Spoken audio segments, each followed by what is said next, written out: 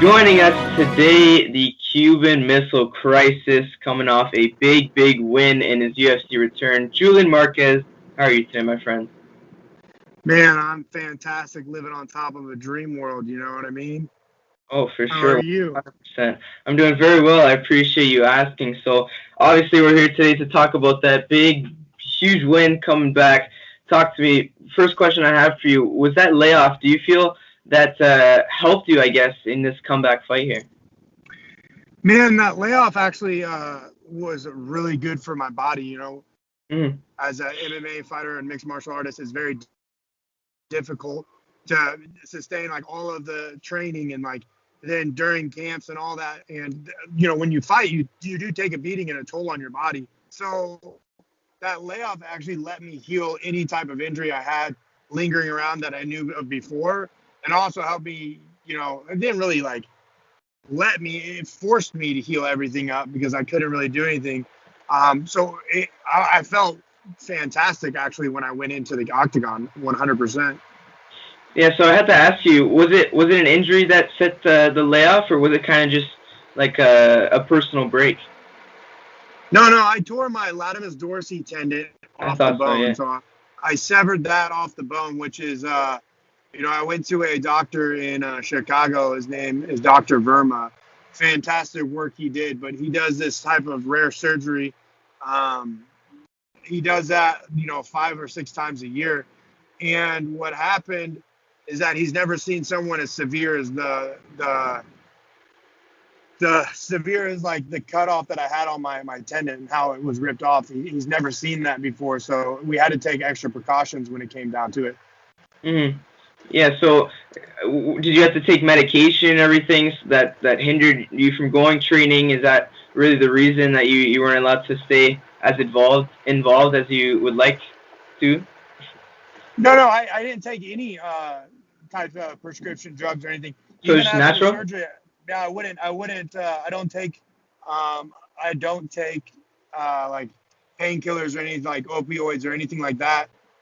If I needed it, I would take like ibuprofen Okay. at the time, but like I refuse to take opioids. It's not for me. It's not. I don't like the way it makes my body feel. It's a very like disgusting feeling. So the reason why I couldn't train at all is because I couldn't move my arm. Yeah, yeah. I was unable to move my arm for 6 weeks. It was isolated, stuck in a sling, and then after that, I couldn't lift my arm up. You know, 5 inches, my elbow 5 inches away from my chest. So being able to go in there and try to train with somebody, I would only have one arm. I wouldn't be able to use my shoulder to block my face. So Mm-hmm. it was just a precaution to save me. 100%. So there's two different kinds of mental toughness, I guess. There's the injury mental toughness, and then this mental toughness. You're down 2 rounds, and you come back with a crazy submission win. In your opinion, did you have mental toughness that you had to overcome in that last round?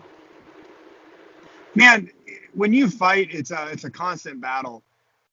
There's always these there's always these like little things that linger into you. They try to make you quit. There's thoughts. There's like a voice inside your head like, hey, we need to quit here. Oh no, we got to keep going. You have the devil and angel on your shoulder. It's the same thing in MMA. And you're battling that on top of battling the person that you have. Like uh it's constant. Anyone that says that it isn't, that thought doesn't cross their mind or it doesn't come through, they're an absolute liar. I mean, I've talked to some of the highest level and some of the biggest names, and they're like, yeah, dude, 100%. That demon always comes out and tries to do that, and it takes that person. Yeah, yeah. It takes a special person to go above that. So with me, man, like I have those conversations 100% of the time in there, but I love the battle within myself, and I love the battle with everybody else. And I have the strongest mind in MMA, and I'm pumped about it, man. It did what it did, and it showed with flying colors this past weekend. For sure, it's 100% one of the big things of that night. But Maki Patoli, you have to talk to me a little bit. I'm sure you did your research and everything. But going into that fight, was he what you expected when he was standing across from you? Yeah, man, the kid's a tough dude. He trains with a lot of my friends in Vegas. He trains with some former teammates. Gentlemen, have He's you Hawaiian. been struggling finding top-notch combat sports equipment? Well, today is your lucky day. Tensho Gear is a family-owned and operated combat sports equipment company with 30 plus years experience in mixed martial arts. Therefore, you know they have exactly what you need and they know about their stuff. The premium quality is made with leather, offering you a contract fit wrist protection on their gloves to keep your training the safest as possible. They currently sponsor Brian Ortega, former featherweight title challenger who returns at UFC 260 as he gears up with his Tensho Gear. Go check them out at tenshogear.com on the internet, or if you like your Instagram, go check them out on Instagram at Tensho Gear.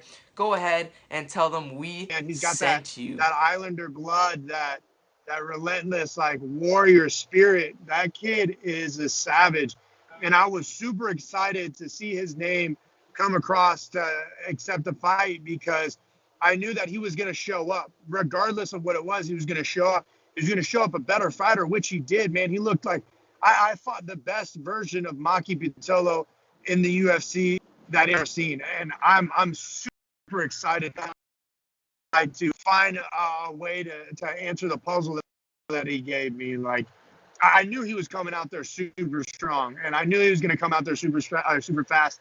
You know, unfortunately, this is the way of MMA and the way of the UFC, but he was on his, probably may have been his last fight in the UFC, and he fought like as if it's his last fight in the UFC, and he came after me like he wanted to stay in the UFC, and I love every bit of what he presented to me Saturday at UFC 258.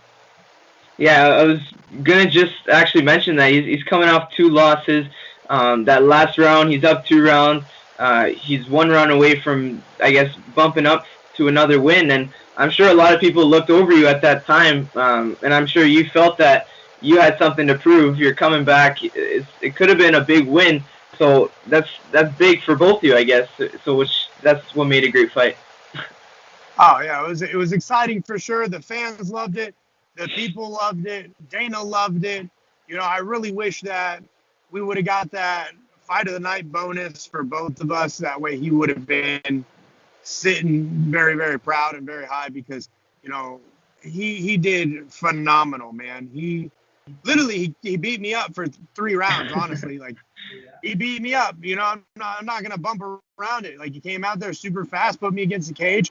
I made a whole bunch of mistakes. I was slipping everywhere. I was falling over the top of them, you know, and that's due to the fact of, you know, just not being in the octagon often. Like, just my timing was off. My balance was off. That's all. It's the fight game. This is how it goes. Not every fight's going to look pretty. Not every fight's going to be a highlight reel. And not every fight, you know, you're going to take home being happy about.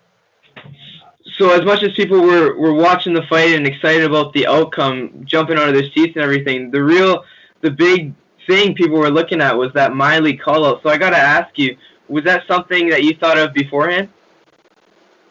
No, as I said, like, to a lot of people, is if you ever watched my interviews prior, after, like I did with John Anik, you know, Tyron Woodley walked in my room and right before my debut and saw his beard, and I called him out for the beard, and then the same exact thing kind of happened to me in the fight. Like, prior to the fight, like, I was super happy and excited walking out to the fight to Mylie that I was like, I'm gonna ask her to be my Valentine's. So it was during the walkout you thought of that? Yeah, it just kind of came there to me, you know, Yeah, so another thing, I believe you have this podcast, so it made it even bigger for her to see and hear about that. So you got to talk to me. When did this podcast thing start up? I started the Beauty and the Beast podcast with Kendra Luss back in August, I believe. And it was just, her and I have a very good friendship. We've had it for quite a while. And, you know, anytime we talk, we always battle each other, or we always agree on stuff. And, like, every time we talk, it's always like a podcast, and she kind of like jumped to the deal, like, hey, we should do a podcast. So I rocked with it, and I was like, let's rock it, let's go. Yeah, I guess that's what makes you so marketable and everything. You got that personality.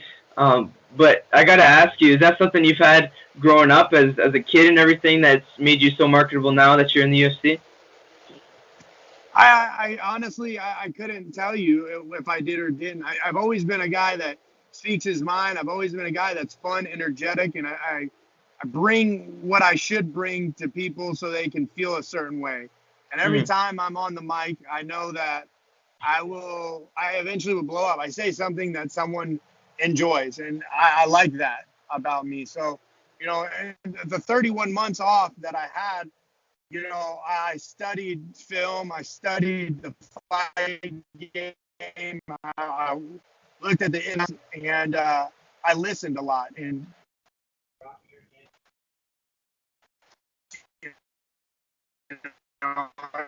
all on my, and but it's just me. If you know me. mm.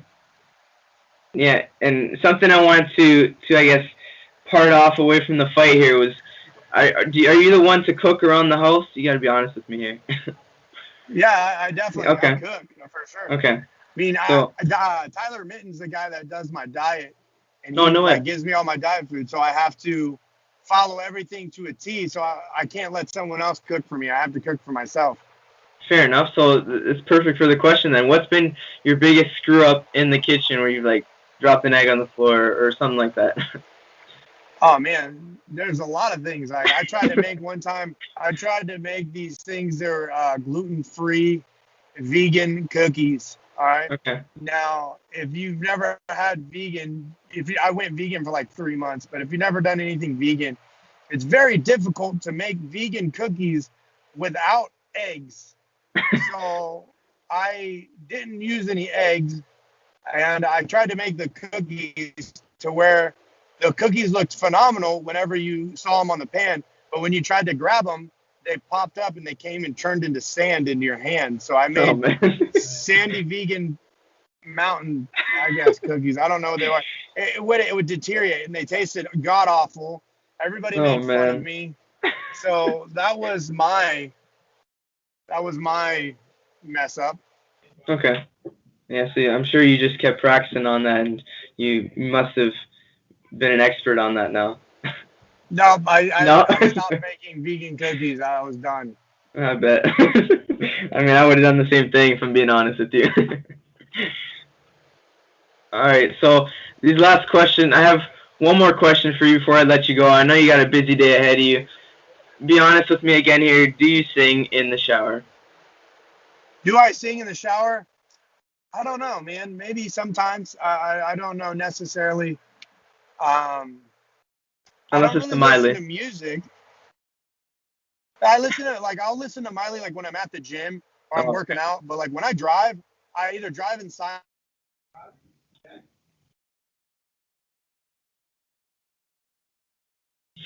or I listen to sing in the shower. Have I? Yes, but I don't know if I do okay. anymore. Okay. Just a once in a while, whenever you're feeling it, kind of thing, I guess.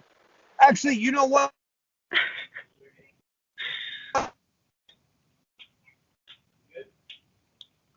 I probably do. I start sing a random ass song. So I guess I do sing before I get in the shower. Oh, before you get in, fair enough, fair enough. I do that too. I got to be honest with you, but I gotta say, I appreciate you coming on the show, my friend. It's a pleasure. I know you got a lot of things to work on, but before I let you go here, I got to give you the opportunity to thank anyone who's helped you, even for this last fight or throughout your whole journey. The floor is all yours. Hey, thank you very much. I appreciate you having me on here as well.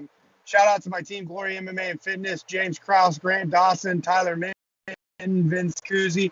Appreciate all you guys for help building me. Shout out to Balls, the Ball Wash Company, the best hair and body grooming company for men and women all around the world. Also, let's add a couplescents.com promo code Julian.